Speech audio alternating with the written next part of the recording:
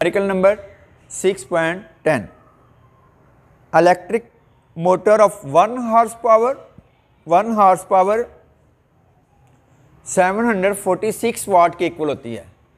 1 horse power में 746 वाट होते हैं। 1 horse power is use to run water pump. The water pump takes 10 minutes to fill an overhead tank.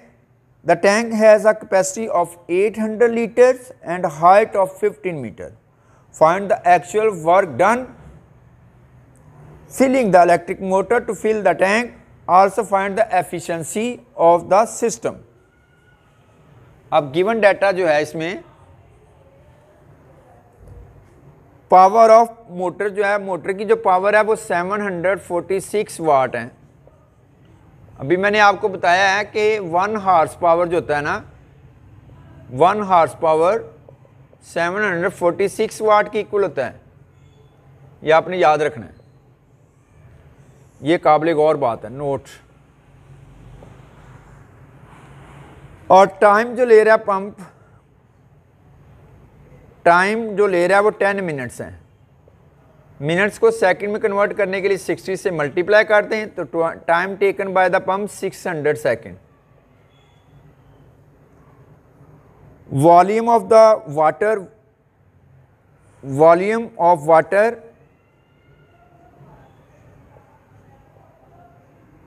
जो कि 800 litre है, litre में volume होता है। और वाटर का ये डेंसिटी चूंकि 1 होती है, सो इसका मैस जो होगा वो लीटर्स के इक्वल हो जाएगा 800 किलोग्राम, यानी जितना वॉल्यूम उतने किलोग्राम। तो 8 litre mean 800 kilogram. Height 15 metre height पे पानी जा रहा है। सो वर्क फाइंड करना है। एंड सेकंड जो है वो हमारा एफिशिएंसी है, एफिशिएंसी फाइंड आउट करनी है ऑफ द पंप या सिस्टम की जो एफिशिएंसी फाइंड हुई। ये दो बातें हैं।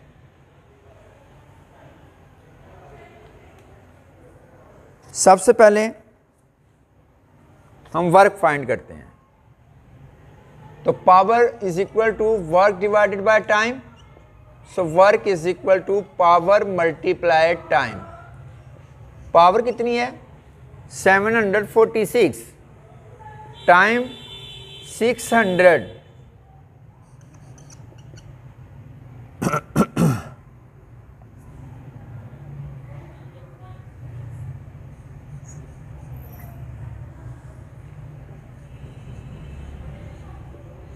So this work is done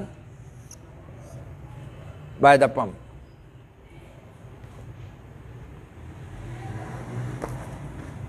अब सेकंड पार्ट हमने एफिशिएंसी फाइंड आउट करनी है। इसके लिए हमें इनपुट चाहिए और आउटपुट चाहिए। इनपुट का मतलब होता है कि वो काम जो मशीन पर किया जाए उसे इनपुट कहते हैं। The work which is done on the machine is called input, और उस मशीन ने जो काम करती है उस इनपुट के बदले में उसे कहते हैं output. The machine which remove the resistance या which lift the load is called output. तो ratio between input to output is called efficiency. तो हमने इनपुट और आउटपुट निकालना है, इससे हमें एफिशिएंसी फाइंड आउट हो जाएगी।